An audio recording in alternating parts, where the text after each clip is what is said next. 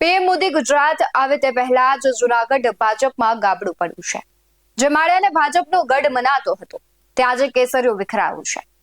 પૂર્વ મંત્રી જવાહર ચાવડાને ઘરે મળેલી એ મીટિંગ ભાજપની ઊંઘ ઉડાડી દીધી છે. કારણ કે ખેડૂતોના પ્રશ્નોની સતત અવગણના થતા નગર પંચાયત સદસ્યથી લઈને તાલુકા પ્રમુખ સુધીના દિગ્ગજોએ સાગમટે રાજીનામા ધરી દીધા છે. ત્યારે ચર્ચાઓ એવી પણ થઈ રહી છે કે 2000 થી વધુ કાર્યકરો હવે આમ આદમી પાર્ટીમાં જોડાવાની તૈયારીમાં છે. સવાલ એ થઈ રહ્યો છે કે આ માત્ર એક પક્ષ પલટો નથી.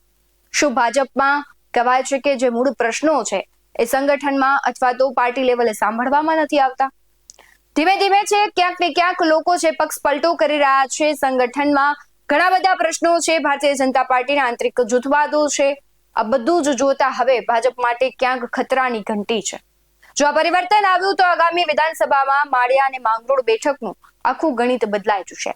સવાલ એ થઈ રહ્યો છે, શું ખેડૂતોનો આક્રોશ ભાજપને ભારે પડશે? શું જવાહર ચાવડાનું સમર્થન આપને મજબૂત બનાવશે? આ પલટો જૂનાગઢના રાજકારણમાં કેટલો મોટો ભૂકંપ લાવશે તે તો આવનારો સમય જ બતાવશે. પરંતુ તમારું શું માનવું છે તે કમેન્ટ બોક્સમાં જરૂરથી જણાવજો. કારણ કે ભારતીય જનતા પાર્ટીને બાય બાય કહીને એક સાથે જ્યારે 2000 જેટલા સદસ્યો છે, કાર્યકરો છે, તે હવે આમ આદમી પાર્ટીમાં જોડાય તેવી પ્રબળ સંભાવનાઓ છે.